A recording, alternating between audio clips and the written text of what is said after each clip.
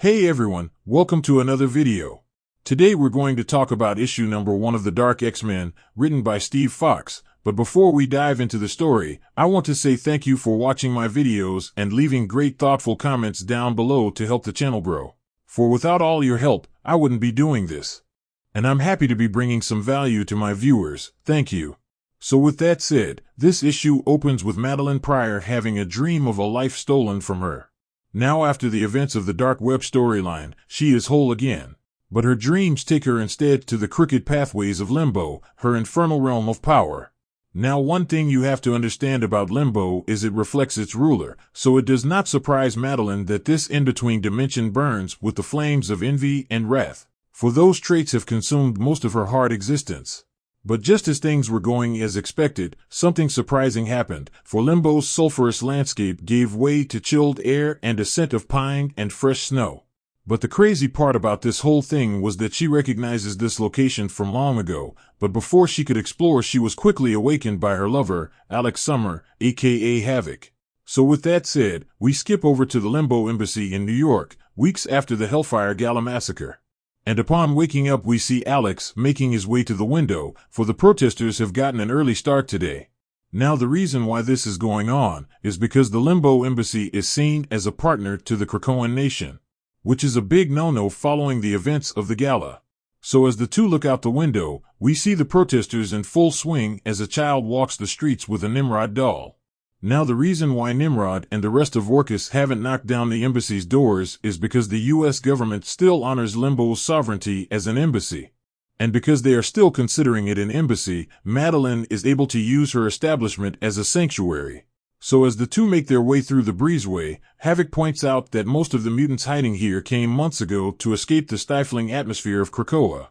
Because most of the mutants within these walls are mutants that couldn't blend in with society, much like the villains and the Morlocks who lived in the tunnels.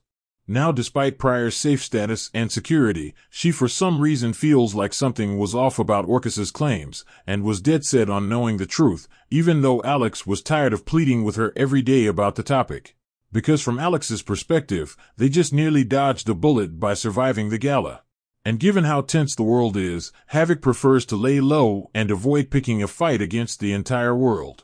But just because the entire world was satisfied and eating up Orcus's claims, didn't mean Madelyne would just go along with it. Because even though she wasn't alive during Xavier's parasitic twin annihilation of Genosha, didn't mean she didn't hear stories about it. For she was told it was quite traumatic for telepaths though, because sensing so many lives extinguished at once sent shock waves through the astral plane. So because of that, she created her own demon cerebro that went by the name Mercy Crown. Now the purpose for her using it was to investigate the night Nimrod assaulted the gala, because the only death she felt that night was Jean's demise. So, since one death was felt, whatever Orcus has done was not an extinction-level event, but rather a slaughter of a handful of mutants. Because deep down, Pryor knows that there are mutants somewhere out there, and she would do everything within her power to find them. So with that said, following this we transition over to Queens, New York, when a kid by the name of Benny comes to visit his friend Buddy, but when Benny arrived, Buddy's father ended up answering the door.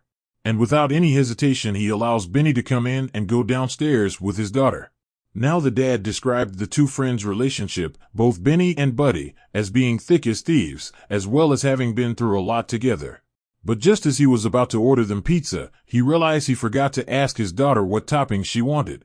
So without suspecting anything, he proceeded to go downstairs to ask, but before he gets there, we transition to the basement where Benny is revealed to be a young mutant by the name of Carmen Cruz, who as you all know, is a member of the Children of the Atom.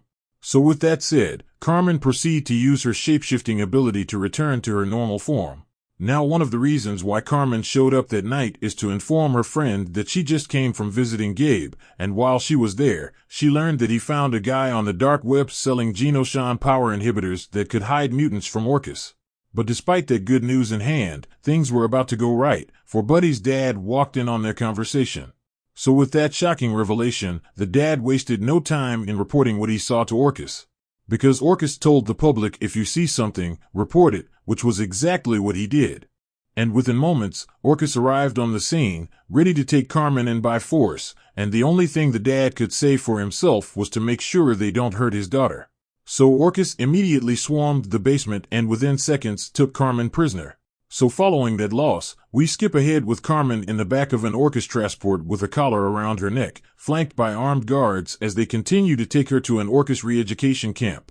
But on the next page, we could tell they didn't make it far, for Gambit used his mutant powers to blow their tires. So as the transport flips and crashes, Angel proceeds to open the doors in an attempt to save Carmen.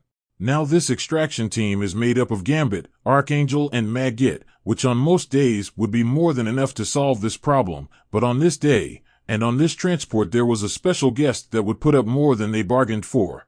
Because from out of the back of the transport a clone of Wolverine jumps out and impales Angel through his stomach, taking him out of the fight. So with the fight on, Gambit and his team realized that this was about to get worse, for Orcus reinforcements have arrived. Now we also get to learn the identity of this clone, because the Orcus captain let it be known that this android Wolverine goes by the name Albert. And Albert was given to them by a contractor who picked him up in Macau along with a psychotic little girl, which they had to scrap, due to her being too feral. So with Gambit and his team being completely surrounded and outgunned, Gambit let it be known that their main goal is to protect Carmen at all costs. But just before that happened, Azazel appeared out of nowhere and started to bamf around the battlefield, taking out Orcus members one at a time. For Madelyne Pryor and reinforcements have arrived, for her X-Men were here. Now this team had HAVOK, Azazel, Zero, M-Plate, and Madelyne herself. So just like that the battle was on, and both sides were going at it. But in a moment of weakness, HAVOK tells Madelyne not to commit any unnecessary killing, which left him wide open for an attack from Albert. For Albert drove his claws into HAVOK's neck, badly hurting him, so much so that Madelyne ordered Azazel to teleport her team alongside Albert back to the embassy, but in a grave error, they left behind Angel's body for Orcus to take and use as they wished. Which they did, for they took Angel's body to an Orcus black site to most likely experiment on to further their goals. But see, that isn't the only thing we find out, for it is revealed that they also have the one true Goblin Queen within their possession. So with that said, issue number 1 of the Dark X-Men comes to an end. Now this opening issue was well written and set the stage for an interesting story if done right. Because this lineup reminds me a lot of the Hellions with a large villain base team, with the exception of a few mutants here and there. Which I think is awesome, because since the fall of X started, the law around killing no humans is off the table and this squad is taking full advantage of it. So down in the comment section below let me know what you think about this issue and what predictions you could have moving forward. So with that established, I hope you enjoyed this video and please don't forget to leave a like and a comment if you want to see more videos like this. Thank you for watching, and I'll see you in the next video.